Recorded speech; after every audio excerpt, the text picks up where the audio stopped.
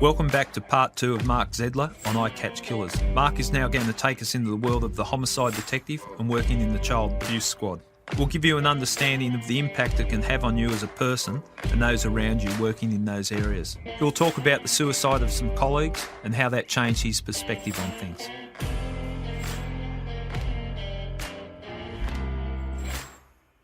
Welcome back to part 2 of I Catch Killers with our guest Mark Zjedlar. Mark, I want to start talking about homicide, how you got into homicide. So what stage of your career was it that you went to the homicide squad?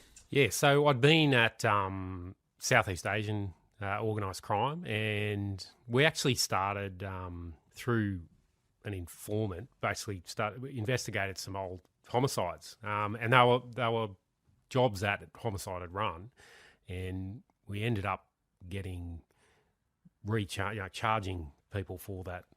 One of the murders, and there was another murder where there were some people who hadn't been identified that we ran through, and it was with Brian O'Donoghue, which was he also went to homicide, kind of on the back of this job. And that was when you were working out of Southeast Asian crime. Yeah, that's right. So and I think Mick Ashwood was heavily involved in both those jobs, and on the back of that, when a job came up at Homicide, he kind of said, "You guys gave you a tap on the shoulder and said, look, you guys should put apply." Your application in." And so, that's how I got across. Okay.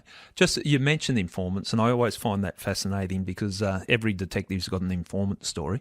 Yeah. And I know in your career you've dealt with a lot of informants. Is there anyone that stands out, a particular informant, and just... Yeah, well, this particular job... and we've got I guess these guys are still out there, so be careful what I say. We'll hide their identity. But we met this particular guy he'd been involved in an incident at a hotel where, when I met him, he had been attacked by another gang. His intestines were all over the floor. So is that this when is you my, this is my introduction to him, right? So, with his intestines over the floor. And I remember distinctly. There's the one of the security guards has got the filthy old bar rag, and he's holding that to push his guts back in him. And anyway, that particular guy we work with, and he gave us some information about. He was involved in an unsolved murder. He was actually one of the perpetrators, and so we were kind of speaking to him one day at the station, and he said, "Do you know about? I know some information about a murder." And he started talking, and then we realised, hang on, you are the the murderer, because again, when someone just starts, and I didn't know anything about it. It had happened 4 years prior, so it was kind of not around my time when I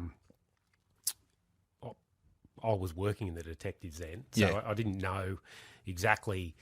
So when you saw him with his... with that I was in the detectives, right. But the murder he started telling us about, you weren't familiar I had no with. idea about it. So, which is probably a good way to interview someone, actually. Yeah, well, it keeps it sanitised, doesn't it? Yeah, because you don't know anything about the crime. So you just go, well, what happened then? What happened then? Tell me more about that. Because I basically had no idea. I was with Brian O'Donoghue, and he gave us information about his involvement and others in that murder, and... and as a result of that, we work with him. We got some advice to allow him to be at large, and he was helping in relation to that. And a lot of this is public record because he ended up fighting the charge, even though he'd made full admissions. And so you're running him as an informant on a murder that he's told you about. That's right, yeah. And he's the one that has done the murder. Right. But there's other people still involved, and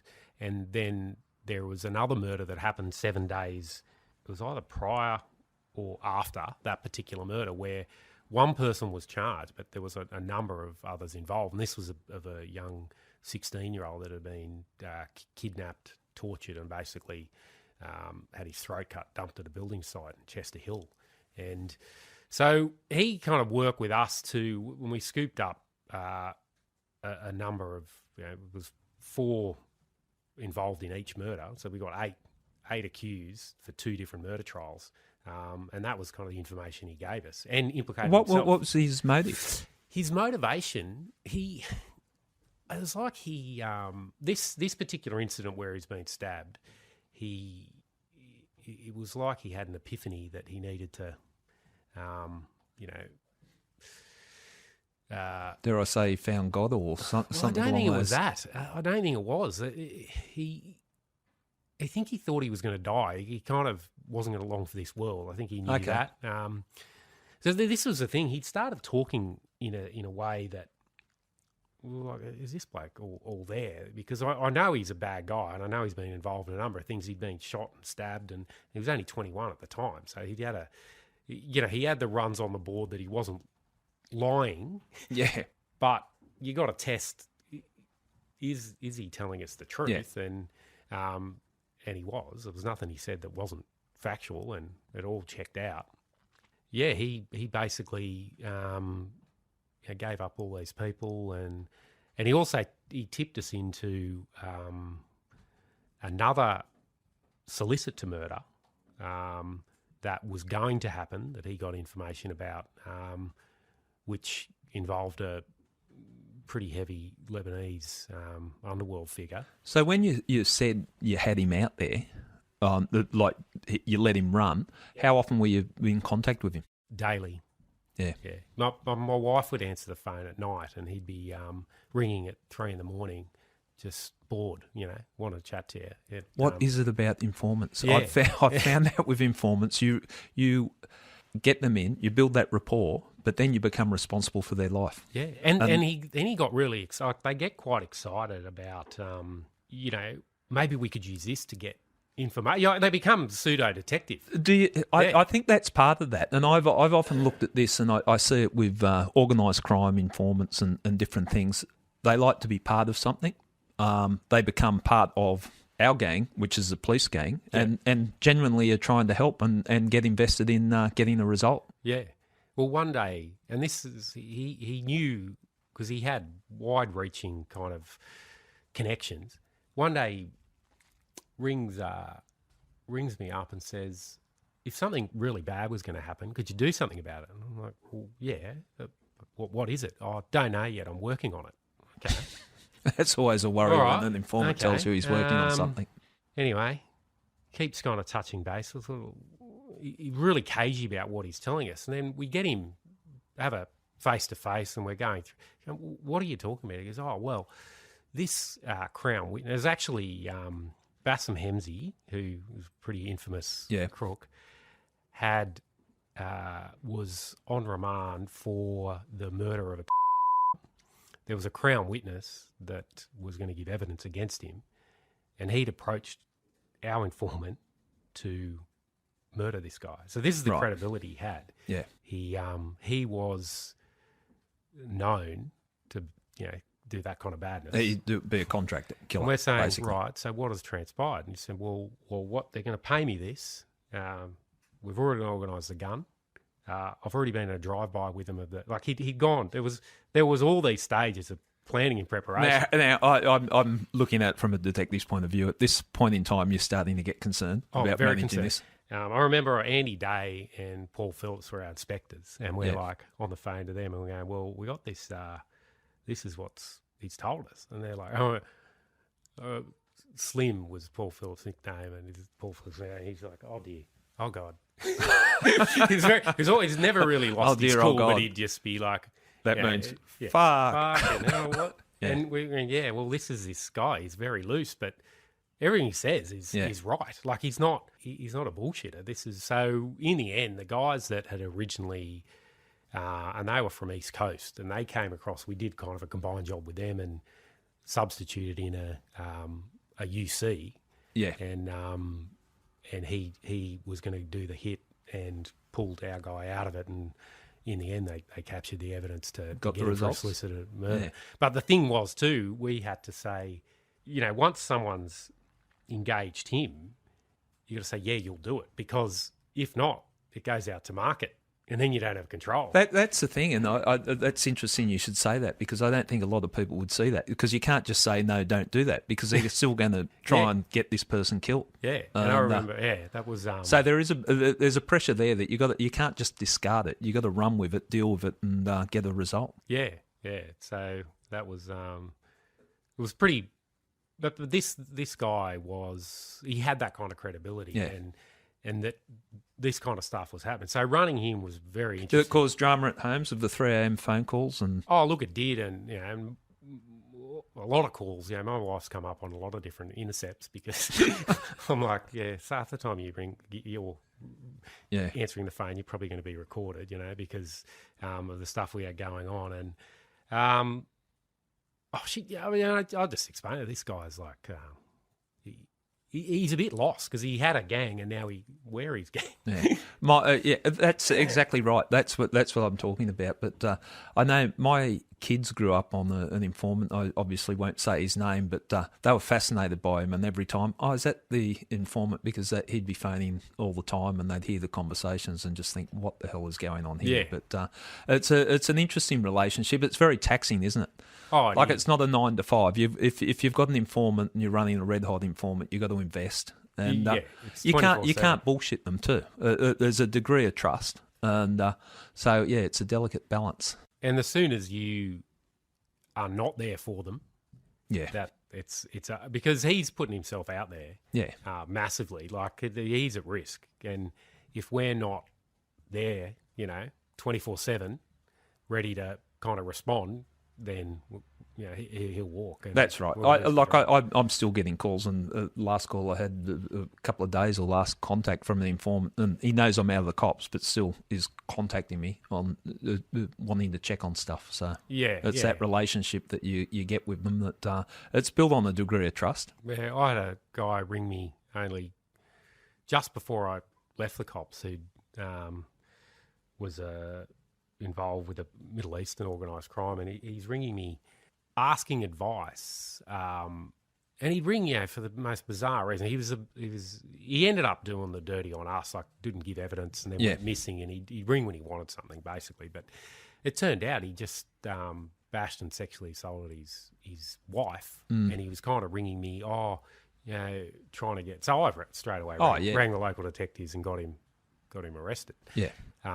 But he still thought that he could reach out, you've got to keep a really strong moral compass when you deal with them, haven't you? Because you get that relationship happening, but they want a little bit more, and you've got to push back, and you've got to be strong. Yeah, and this particular guy was it was all to get something, and a lot of them you can't trust. Yeah. Whereas this particular Southeast Asian informant that we had was very rare that he provided information that wasn't 100% accurate. And so, there was that kind of element of trust both ways. But, you always got to be on your toes. And you always got to anticipate that they're committing crime in the background. Yeah. And well, it's a bit naive if you think it's just completely changed and they've... Yeah, that's right. So it's a fine kind of line to walk. But, as anyone who followed the Royal Commission would know that, back in the 90s, that's how a lot of police came unstuck. And the protections they're put in place, I think they're a good thing. And that you're accountable, and so it's not like the old days where you just say, I'm ducking out to see an informant, and that was all you had to say. Yeah, and in that one too, with this particular Southeast, inspectors were heavily involved. Paul Jones was our boss; he was heavily involved. So it was like they were kind of, it was a pretty high level stuff he was giving us. So it wasn't just us holding that because of the risks involved. It was pretty big, but. There has been other times where you kind of, doing your best with these guys that are basically trying to use you to get. You've got to be careful with it. Well, look, I think you've demonstrated you've got enough experience investigating murders and homicides, so we then decided to invite you to the Homicide Squad. Yeah. So you've paid your dues in Southeast Asian crime and Cabramatta. And you've come to Homicide. So what was your impressions of coming into Homicide? Yeah, so I turned up, and I remember the first week there's always someone's got a court matter on a job, and they're asking for people on call. So I put my hand, I'm the young bloke, and new bloke, I'll go on call. And first call I get, Matt Moss rings me, and lovely bloke, Matt, but he's old school. Yeah. And his first words are to me, "Got a job? Go do a piss. I'll ring you back in 5 minutes." I went, "Okay, I better do a piss then," because that's what he's told me to do. Mossy, love him, but yeah, old school. Yeah, very old school. Used to sport the shoulder holster. He loved it. Yeah. But anyway, so that was the kind of the first week, and went to a job at Sefton Hotel, which was a murder of Dimitri DeBaz, which was turned into a really big job that kind of got stuck on that for a long time. So I guess that was kind of and when I was called out, Ange Molo was the sergeant, but he was leaving that week. I think it was his last week. Yeah, that's right. I remember that. So yeah, I stayed on that job, which turned into, there was one guy shot, another bloke injured, and that turned into that was probably my first working on Middle Eastern organised crime. Which is a real cultural shift from working on Southeast Asian. It's interesting because you've got that insight of specialising in Southeast Asian crime and then going to Middle Eastern crime. What differences did you find? Oh, just Southeast Asian organised crime. I'd never felt threatened in terms of when I go to arrest someone that, my life's on the line. Yeah. I mean, potentially it was, but you always got to be on your toes. But we were more seen as inconvenience to disrupting the Southeast Asian crime. That's right. Like there was no advantage in them fighting with the cops. It was bad for their business. They may intimidate, harass witnesses or that down the track, but with the police, there's just no point fighting with us. Well, they wanted to basically go under the radar. That's right. Yeah. And so when you switch into the Middle Eastern organised crime, culturally, it's very different. It's all about face and bravado, and even to arrest someone for a very minor crime, you might have to go with your whole squad. Whereas Southeast Asian, we were arresting people for murder and just you and your partner. It wasn't, you never predicted there was going to be a big incident. Whereas that job, they were very volatile. And in fact, there was a bit of a crossing paths with some of these guys because there were the Assyrian kings, and some of them were the same people that came up in the Dave Carty murder. Right. So, that kind of, there was that crossover. You go, hang on, they were suspects in that, or they were involved in some way or on the periphery. Yeah. So working on that, I mean, to just give you an indication, we had a committal hearing. We charged one of the guys involved with the Dimitri DeBaz murder, and inside the actual courthouse at Central Local Court, there was an all-in brawl between the two families. It's just we had armed police, riot police there the whole duration of the committal. Because the families just went, the victim and the offender, or the victim's family and the offender's family just came to blows. Yeah, and there was just it's a big difference working on that. And so you actually start to really then be concerned about, geez, what's in my name? What's my license address? Am I on the electoral roll? And you have to really start thinking about changing all that up and making sure that you can't be identified or can't be tracked down, because it's really nothing for them to intimidate police or... So with Homicide, you've had the taste of Southeast Asian, you've had Middle Eastern crime, other type of murders that you did in Homicide that come to mind? Yeah, probably the on-call weekend from hell I had once. We went up to... so we got called up to Shaken Baby murder, and that's one thing. I'll explain a bit about the Shaken Baby. I think we should, because people wouldn't understand. So Andy Waterman, who was another one of our colleagues, he's been another mentor of mine. And lovely he bloke. Pretty much wrote the book on the Shaken Baby investigation. And if you see him, actually, it's quite a sight when you see him get the doll and shake a baby. Trying to show us. I remember. And it's to demonstrate it's not, because people would think a shaken baby, someone shakes but they're shaken that violently. Often you'll get rib fractures where they've gripped them. and you get fractures in the extremities. So it's common to get fractured wrists, fractured ankles. Yeah. So they're that violently shaken. It's a horrible subject, and I think it shocks us all, when a baby's being killed. But what we're talking about here, shaken baby, is, and what Andy was demonstrating to us when he was upskilling us on it, was the amount of violence. Yeah, taken. it's the velocity in which they are shaken back and forth is that the brain bounces around inside the skull, and they basically kind of bleed out through hemorrhaging and swelling on the brain and die. And those other telltale marks, just in terms of fractures of ankles, wrists, broken ribs, show the extreme kind of nature of that. Yeah. So we've called up to a job up at Dubbo where suspected shaken baby death, and I've gone with Erin Lowry and Sharon Butterfield. I was the team leader, and we're on our way up, and there's a murder of another person who was admitted into mental health and kind of left to their own volition, and they murdered their friend on the side of the highway. So, and just to set the scene here so that people understand, we work in Sydney at Homicide. We're based in Sydney. When you're on call, and it was basically once every 6 weeks, sort of minimum, occasionally more often. But if a murder happened, you would get called and you would respond, and you're on your way up to the shaken baby murder at Dubbo, and on your way up there was a call of another murder. Another homicide that happened just outside of Dubbo. So, right. So we turn up and help them. It was a local job being run, but you help them with the initial response to that.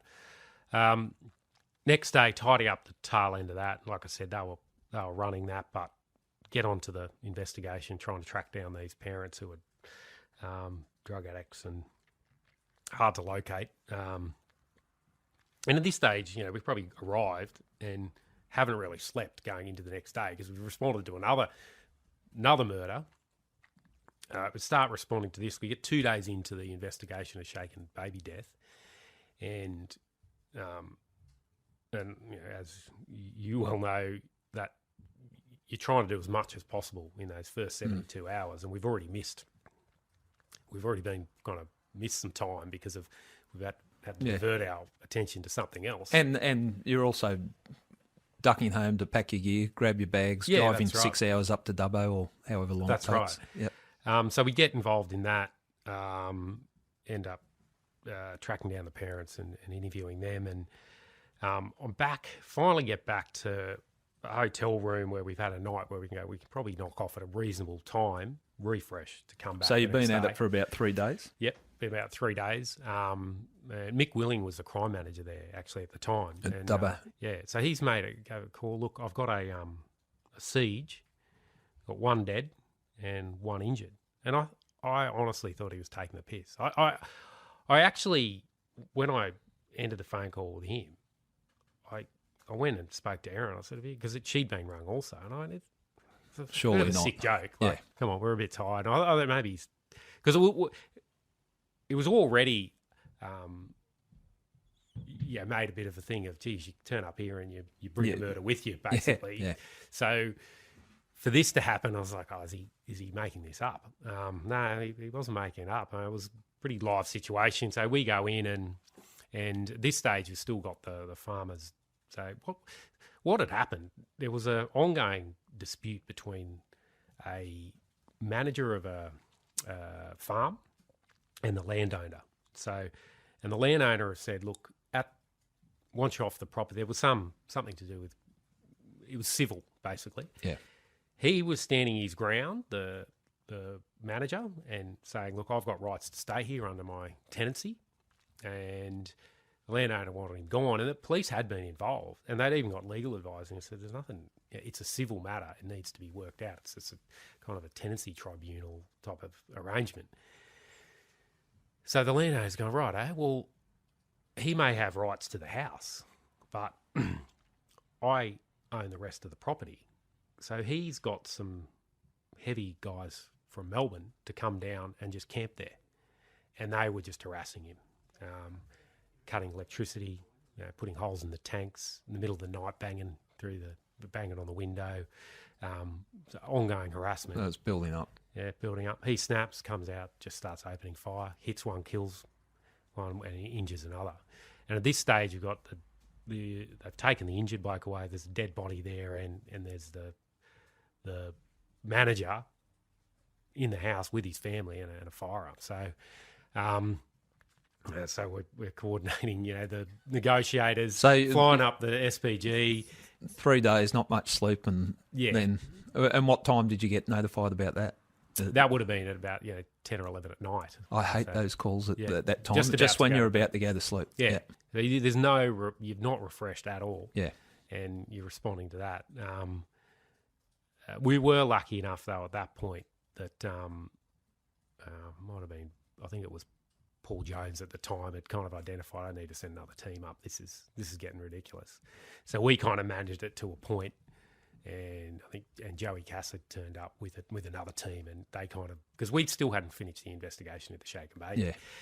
In the interim, before they arrived, the manager had handed himself in, basically dropped the weapon, and that was all. I think what you described there, and I don't think there's anyone that's worked homicide that hasn't experienced weekends like that, whether it's in a country town or in Sydney where you're just going from one murder to another. And how taxing it is. And I don't think the audience are really aware of how long you can actually stay awake for because the adrenaline's running and you might do 2 days and you literally do not sleep. Yeah, I don't think. I mean, we were there for probably 5 days and didn't. We would have slept at some point. Yeah, but grab an hour here or there. Yeah, so the experience you had at Dubbo, it's not unusual. We all spend some time in homicide and you get those type of weekends or weeks where you get flogged. So you got back from Dubbo? Yeah, so I actually remember distinctly coming back from Dubbo because, one was, I said to the team, I was in one car, they were in the other, and I said, basically turn your phones off, drive, don't stop, kind of ingest, but yeah, it was kind of, we need to get out of here. And but I do remember I turned back up to the office and Steve Leach was there. And so Steve had been off for a little while on a HAD. Steve Leach was I'll just clarify who Steve Leach is, a detective sergeant at Homicide, well liked, and he was just one of those gregarious type human beings that you just felt, he was like that, and I don't know if he's properly represented, but that uncle, that person you could rely on, he was just so dependable and just so capable at the work that he was doing. And he was on your team? He was, yeah. Yep. One thing I always... so he'd been in Homicide a long time and then went over to The Hague. Yeah. He was investigating Kosovo war crimes in the early stages, so that's where they were exhuming mass graves. Yeah, it was fairly intense, his time over there. And but he... And again, working with him, going out on call, you could see he really relished dealing with young detectives. Yeah, and he was so encouraging, and just he's a big man. Like would have been 6'5", big bear of a real man. Yeah, gentle guy, and very approachable, encouraging, and anyway, so he had gone off. And he'd been in a car accident in his early days, and that was kind of playing up. And I think it is about, as happens, it's probably about time I'm done. But he was back in the office that particular day, and doing a statement. And I remember I hadn't seen him for a while, but I was, as I've gone through, I was completely flogged at this point. Yeah, dropped some gear back in the office, and I had to go. And I kind of said, "Look, love to stay and chat, but I just got to get home, go to bed." And it turned out that particular day, and again, it's a bit of a measure of the bloke. He was there tidying things up. He'd worked out that his gun access had still worked to get into the gun room. It was only a week or so later, returned to state crime, went into the gun room and committed suicide with his firearm. Yeah, I remember. Yeah, and you always reflect on your last moments that you spend with someone who that happens to, and it's look, and there was no real warning signs either. No, I think we all felt somewhat guilty about it, that no one saw it. Yeah. No one saw it coming.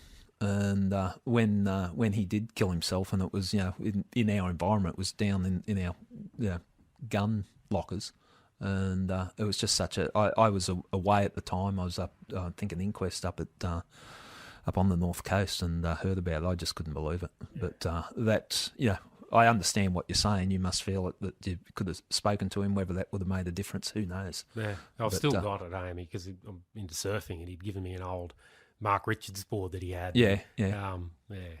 So I've kind of got that memory of him, and I actually remember at his funeral, I offered it back to his sons. I said, "Look, he gave it to you. Yeah. He wanted you to have it." Yeah. But yeah, and again, no real. Yeah, it's probably the years of seeing a lot of trauma and the stuff. I don't know the stuff over the Hague. I know he saw some tough stuff over there, and I think he was on the Ivan Milat thing as well. But who knows what the trigger is? But I think it brought it all home to us, and I think because we dealt with death in Homicide, I felt, and I think a lot of us felt like, how did we miss that warning sign? Yeah, and that. But I think that's a natural emotion that you go through. But it was a sad day. Oh, and very. Absolute legend of a human being. Yeah. And others, if someone, certain people, you go, I might have seen that, but he was there. He just made you feel comfortable and safe, and no matter how much you're under the pump or under the pressure, if Steve was there, it was all calm. Yeah, he just had that very calming effect. influence. He's actually just found out, because he spent that long over in The Hague. He was on a temporary contract, and there was something to do with his UN contract where he'd been deemed permanent, so they backpaid him at a different rate and paid all these kids' school fees, and so he had everything from the outside looking in. Everything was going great. And as you said, and he was in tidying up his affairs, and that included doing statements for matters that he was involved in, which is a measure of he didn't want to leave that undone. So so that was kind of just after that is when I'd left, because I got promoted outside of the... And where did you go to then? Yeah, so I went to the child abuse squad. So that was a position down at Queanbeyan, so going kind of back home to Canberra. Did they still recognise you as a football legend? No. Well, see, that's... wasn't a football legend, but maybe we, around the barbecue with some of my mates, we always get better as you get older. But no, it was a chance to go home with family there, and also to be a sergeant at State Crime, running a small team. Tell me what that squad, what the focus of that squad is. So basically, and coming from Homicide, where it's seen as the pinnacle in terms of the importance the community places on it, and you get all the resources. You don't get everything you want, but you do compared to a lot of other crimes. Then to go to child abuse, where I was kind of astonished at the volume of horrific crimes, and we're talking bulk of those crimes are sexual assaults of kids. And there was myself, and there was about 5 constables. And there's a pressure associated there because they're ongoing offences too? Well, that's right. Like the difference, and I spent the majority, probably the second half of my career in child abuse, in that field. And the difference between child abuse and homicide is, one, you've got a victim who lives with that forever, but 2, once someone's dead, they can't be harmed anymore. So, at the end, I'm not meaning to be callous, but that's a reality. Whereas the next job that comes in the door at the child abuse squad, some of these jobs, if you don't respond within hours, they'll be harmed again. Yeah, a lot of pressure. It's a lot of pressure. It's a lot of volume, and there's a lot of people working one out doing horrific stuff.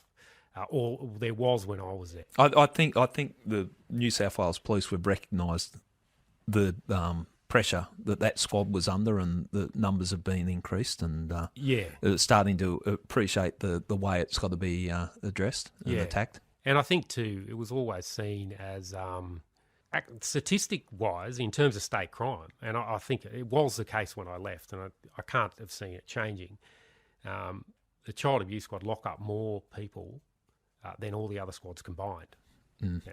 And it is high volume. Isn't high it? volume, but these are all district court matters, sexual assaults, and I was a bit astonished. And to be honest, I got into that office coming from Homicide, and the first job I read, I'm like, "Come on, team, let's go. We got this job." And they're kind of looking at me like, "It's just another job," because it took a while to actually realize, well, there's another one of these, and another one, and another one, and you didn't realise or appreciate the volume of the crimes. volume, because every one I found horrific. But Yeah. then you have to kind of get to a point where you go, okay, well, we're gonna have to prioritise, and that, although it's horrific, it just needs to wait. And yeah, so look, that was and it's funny too. Like you go to a barbecue and you tell someone what you do, and if you're in a homicide squad or organised crime or drugs or whatever it may be, they kind of lean in and want to hear a story. Yeah. Same conversation. What do you do?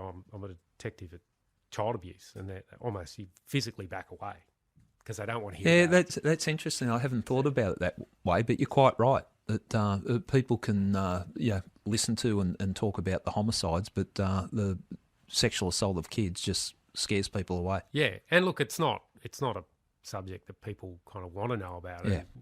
And, I know it came out a lot in the Royal Commission that institutional child abuse, and that got a bit heavy for people. Didn't want to hear about that, and so I kind of, and that's probably why I stayed doing it as long as I did, because I actually, the value in it, I think is, I'd almost think that it's more important than homicide investigation, because it's ongoing, and these people have to live with it for the rest of their lives, and the way it's dealt with can impact on how they heal, and it's a pretty... Oh, and you see the impact it has on people's lives, and it's a ripple effect. The victim, and then the victim's family, and it just flows on, doesn't it? Yeah. So, how long did you spend in that squad? Well, all up, probably 10 years. So I kind of went around. I went there for a bit down at Queanbeyan, and then got a job back as coordinator in the child abuse. So you're looking after a number of teams. Yeah. That was based back at Parramatta? Back at Parramatta. Yeah. So I came back to Sydney, and I did leave for a period and did some training. Around the time my daughter was born, I went to detective training, so the same course we all do to become a detective. Yeah, and you were one of the instructors. Instructed on that for a period, and then went back to the child abuse squad, and that's kind of where I ended. But yeah, I'd say in all my service that's had a greater impact on me than anything I've done in homicide, or I think people wouldn't understand that child abuse squad just in New South Wales alone, there's 9,000 jobs a year. There was when I left. Yeah, getting referred to us. I think that at that time there was about 130 staff. So it's a lot, and I know people within the squad felt the pressure. And there's another sad story in the same vein as Steve Leach, that someone you worked with as well. Yeah, well, that's right. Just after I went back into state crime as in coordinator's role, Pat Cleary there was a acting sergeant at Chatswood, did very similar circumstances to Steve, went into the gun room and committed suicide with his firearm. And at that time, you were working in that. I was at Chatswood as a crime manager, so I responded to that one, so I remember it well. It was literally across the road from our police station where his office was, and another sad situation. Yeah, and again the ripple effect. I think one of his colleagues who found him, I don't think she's ever returned to the police. Yeah. And the thing about that, it's not like a police station. It's a small office. Close. They're on their own, so there's no one there with her. Yeah. And so she's kind of waiting there while that, and it's. Yeah, I remember it well. It wouldn't have been, and if she worked with him closely and all that, and found the situation, it's not nice. No, but yeah, it's. I think it's an area in the police that, and there's a lot of change there in terms of. Jaco's kind of involved in that area, and Andy Waterman's in there too. Waterman, Peter Yeomans, people like that. Good people in there. Yeah. And there's a lot of really good detectives. Yeah. And I think culturally it's shifting now towards it's getting more desirable to go to, and you're getting a lot better investigators. And, Well, I think the nature of the crime of child sexual assaults, society understand it more now. Before it was just pushed aside, and it was almost like the police did that years and years ago. Like it was almost too confronting. But now people are aware of what's gone on and all the public inquiries and that. It's made it something that people understand that need to be addressed. But I know it's taken its toll on you. How did it impact on you? A bit of shame in the whole. Our police is we're a paramilitary organisation. You don't want to. Whilst we might have all these safeguards in place, to actually put your hand up and say you're struggling is pretty hard to do. Yeah. And I know it got to the point, I'd had a few physical things that had happened, whereas I'd mentioned, the blurred vision and and then I started to get these things like night sweats. I couldn't sleep. I still, that's always been an issue for me. Bleeding ulcer. I had this other weird thing that it's called uveitis. It's basically an internal swelling of your eye. Yeah. And I'm going, and you always try to find something physical that's wrong with you. And I went to the ophthalmologist, and he's done every test under the sun. He said, look, what do you do? Like, tell me about your work. He said, look, I've seen it before. Your work is causing this. If you don't make a change, you're going to lose your eyesight. Because the swelling in your eye basically starts damaging your optic nerve, and you go blind. And then, that would be confronting for you. You're a physical bloke. You look after yourself. You're a tough guy. And it was things like that. And then there's a lot of dark moments where we spoke about Steve and Pat, and in the child abuse squad in particular area, I was working out of a community services office where I had access to my firearm. There wasn't actually a gun safe. So for a period there, I was 24/7 with me. And, in some darker kind of moments, there's you worry that you're going to go down the same path. And do something stupid. Without going into the detail of it. It kind of came to a point for me where I realised that if I don't do something about this, I'm not going to be around. And by this stage, I've got a couple of kids at home and my wife. Well, utmost respect for you and credit to you that you can acknowledge that and look at that and take control of the situation. So. Yeah, and I think it got to the point where they need me around. And I did. I went and sought some help myself. Yeah. And it still wasn't. And this was still going to work for at least 3 years where I'm undergoing some private stuff. It really got to the point where if I want to be around for my kids and I got to the 21-year mark, and that's enough. I've kind of, and like I said, I'm not claiming to be. There's people that have done a lot worse than me and still doing it, and there's people that, particularly child abuse squad, day to day are still doing that work, and it's hard work, and and it needs to be done. I understand what you're saying, but I'm looking from an outsider's point of view at what your career is, and you haven't shied away from it. And 21 years is a hell of a long time to be at the sharp end. Yeah, and I think it was enough that I had to make a choice, and the choice was to be around. Yeah, really, that's what it came down to. So I'm now not doing it anymore, but. I look back on the police, and it's been good to me. I've got a family, and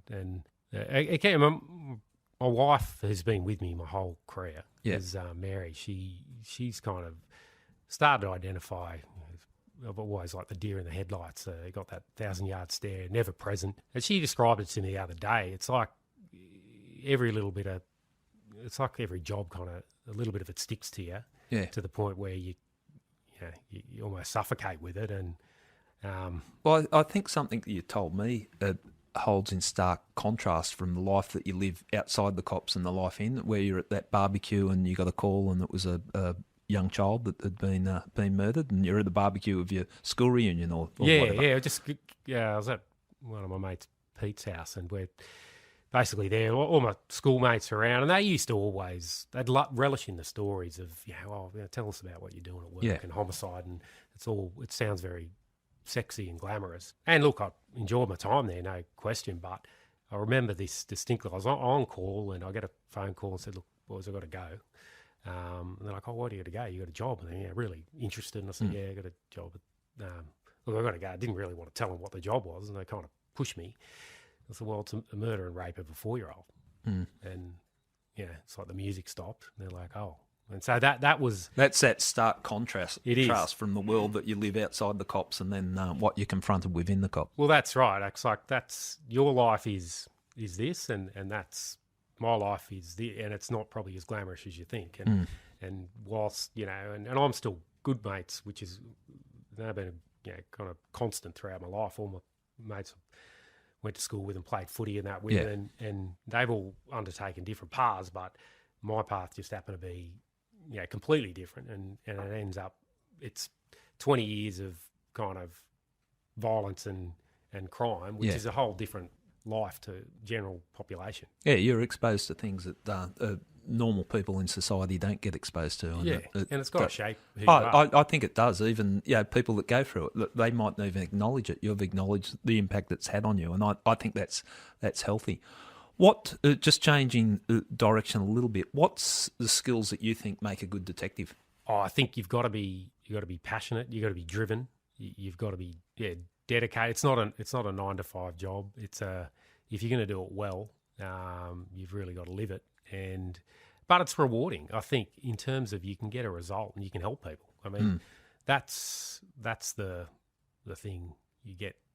Some of the best moments I've had as when you've got that conviction, or you've, even stuff where we've identified and removed the child from a situation where they were at harm, and maybe there's some hope there, and so it is rewarding. And I think to be good at it, you've got to throw yourself at it, and you've got to throw yourself 100%. It's not just a job. So I think, and sit here, I don't want it to be the mutual respect gang, but the fact that you said passion, because that's the thing that if you're employed, whether it be homicide or child protection, to solve crimes like that, you've got to be passionate about it. It is not a 9-to-5 job. No. And I think you can have passion with perspective. I think that's important. But you've got to throw yourself into it. And I dare say that's what made you a good detective, because you did throw yourself into it, but you probably also paid the price because of that. Well, I think, and I've listened to all the podcasts that you've done, and Jason mentioned that, and when he said he lost that kind of drive in terms of he knew that was the time. Yeah.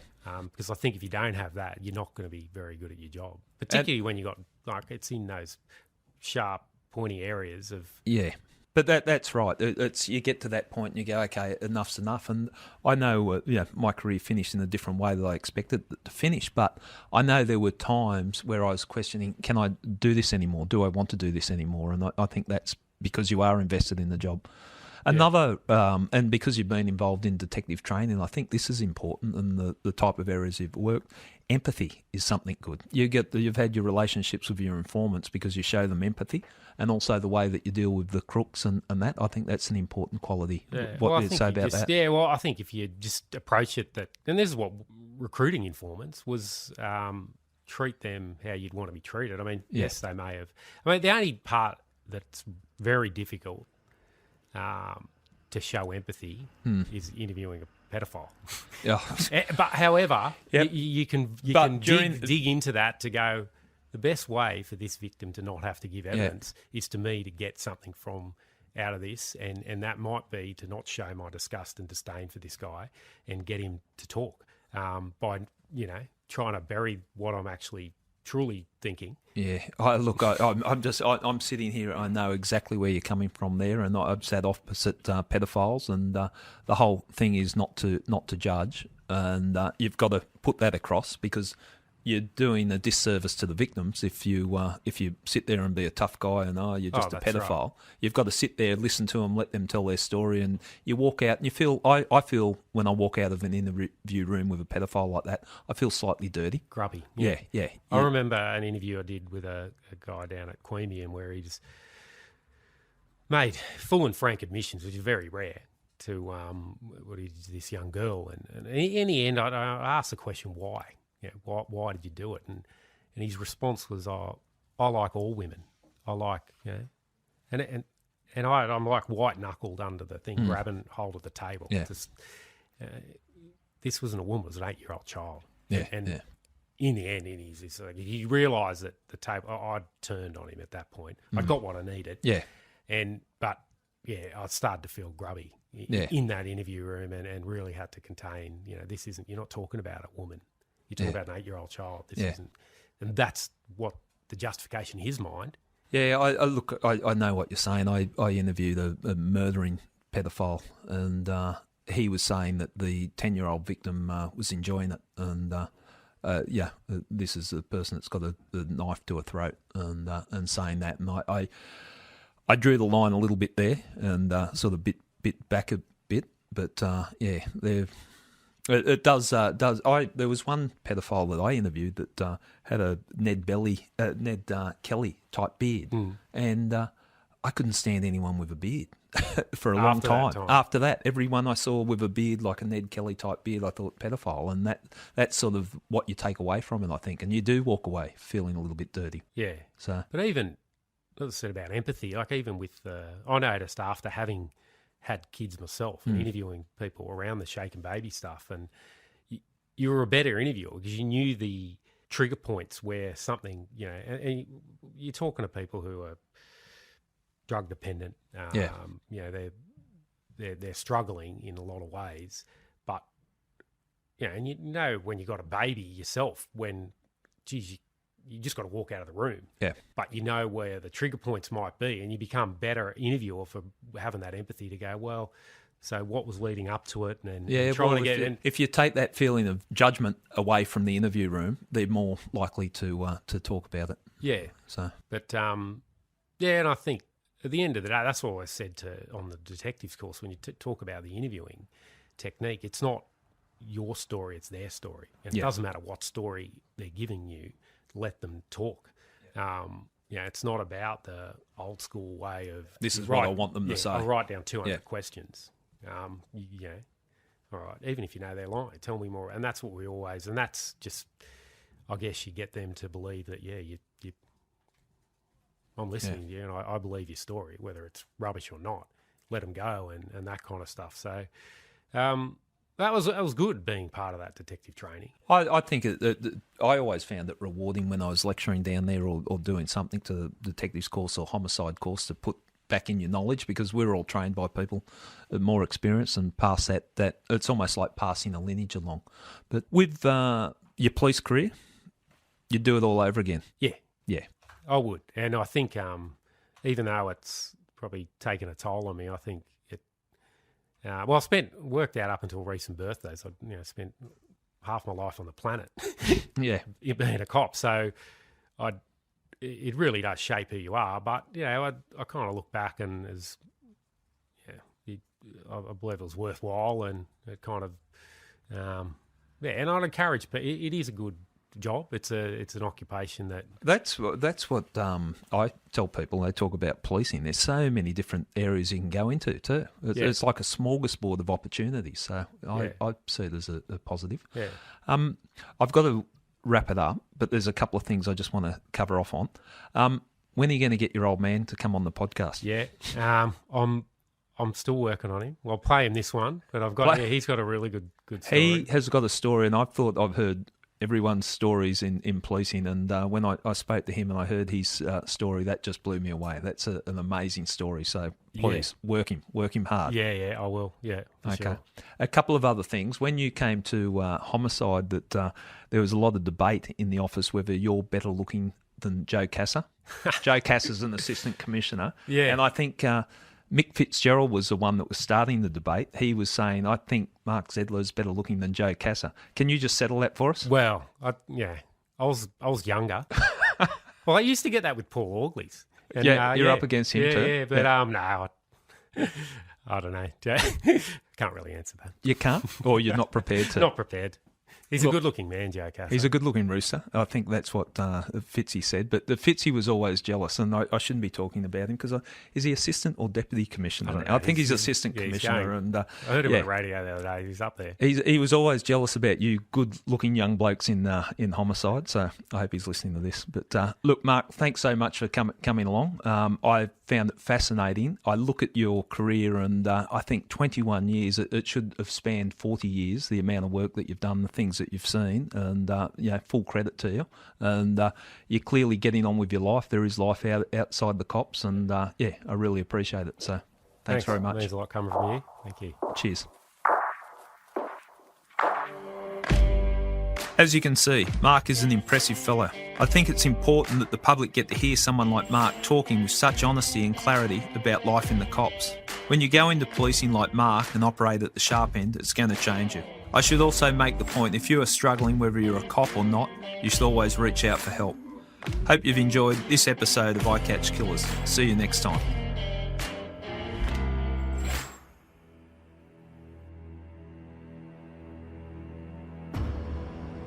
I Catch Killers is published by True Crime Australia, produced by Claire Harvey from the Sunday Telegraph and Dylan Adams at Made in Katana. I'm now an investigative journalist at News Corp Australia, attached to the Sunday Telegraph. If you like the podcast, please subscribe to our newspapers.